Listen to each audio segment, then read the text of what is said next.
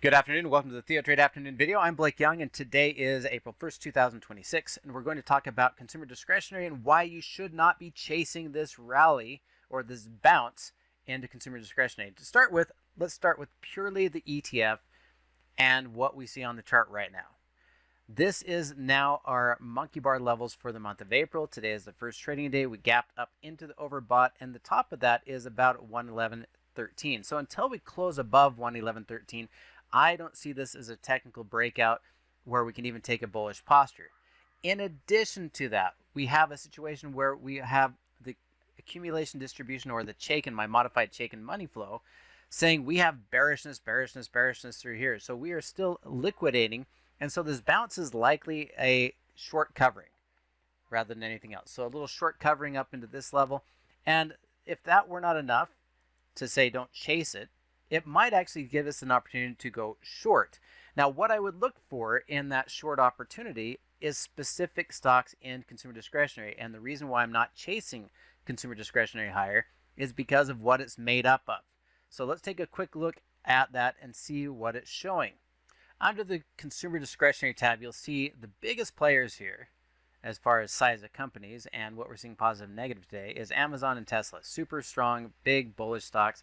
Tesla is up 2.65% as a representation of consumer discretionary. I can agree with that concept, but we also know that Tesla is more of a tech company and certainly should not account for as much of this sector as it is.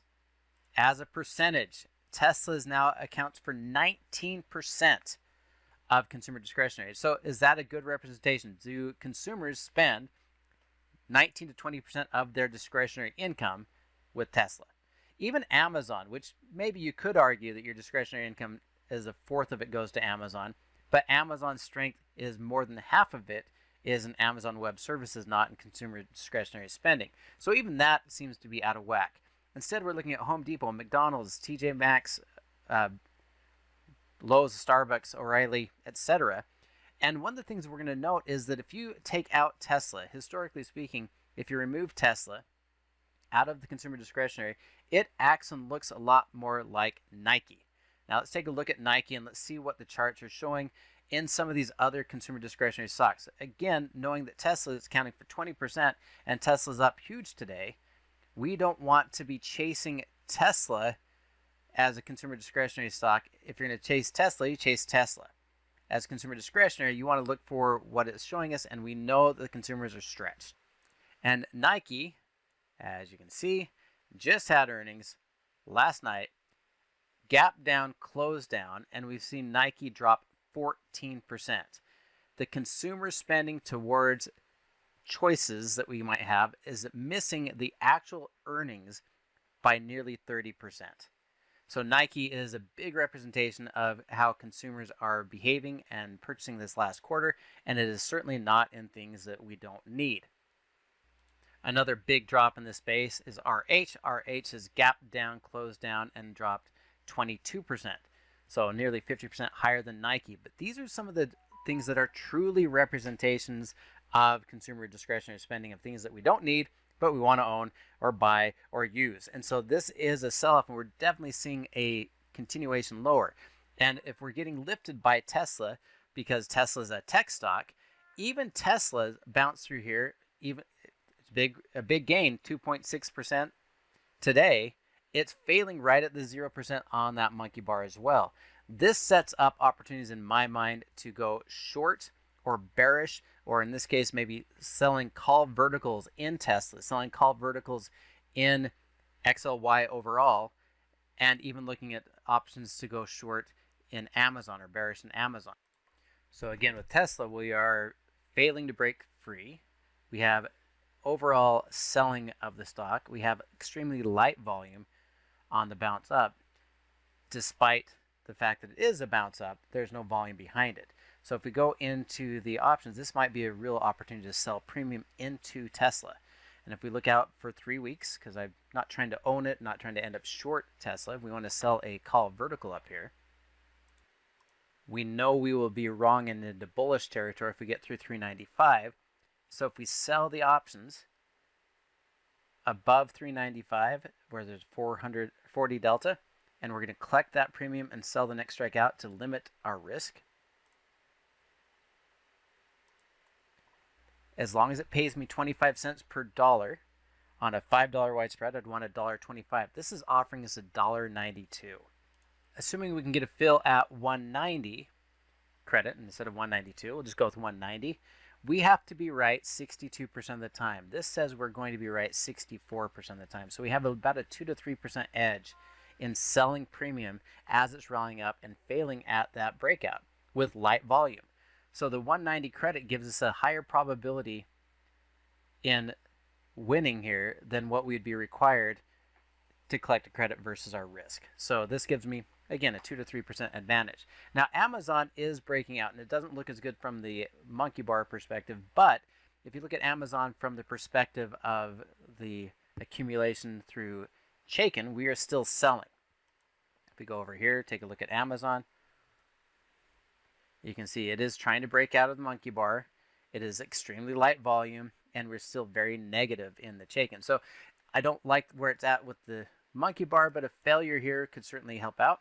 And even if it does go back up the target at 215, we can do the same structure and say, okay, if this is a temporary bounce and we're not seeing the accumulation and we have no volume, can we sell the premium at 215?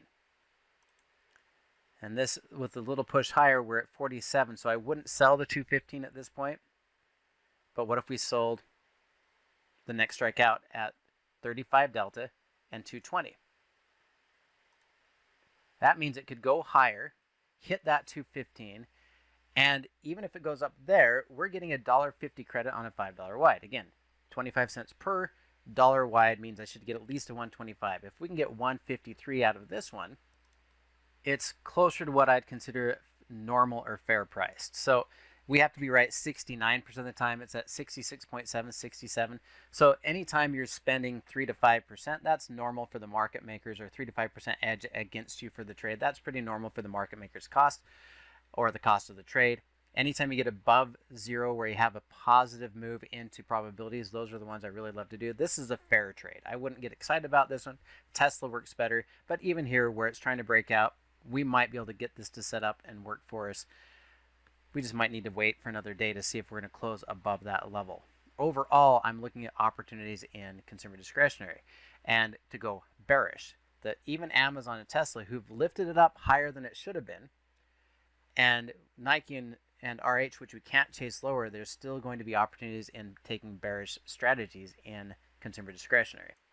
Looking at one more in this space, you can see that Starbucks has also bounced up and is approaching the overbought zone in the consumer discretionary. We're still below the zero and below the average as far as the money flow. So this bounce could be an opportunity to sell into the rally. Now, if we know we're going to sell into this rally, we want to sell above 94. If we take a look at this, let's go over here. And if we're going to go for 94, we have an opportunity to sell either the 93 or the 94. And if we were to set this vertical up at a 93 by 94, we should be able to get about 44 to 45 cents credit. You can see it's bouncing around here. If we can get 50 cents credit, that's amazing.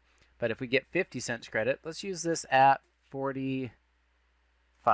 Okay, that means we have to be right 55% of the time for this dollar wide spread.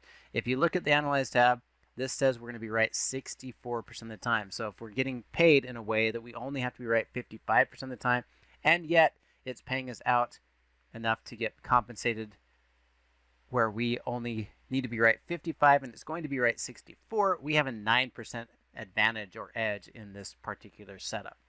So I like all three of these, but Starbucks and Tesla are the better opportunities with the reward risk giving you an edge. Amazon still looks good even though it might not give you an edge in that setup. All of these look good for me today, and we will likely be setting these up in the afternoon session as well. Have a fantastic day, everybody. Thank you for watching, and we'll talk to you again next week.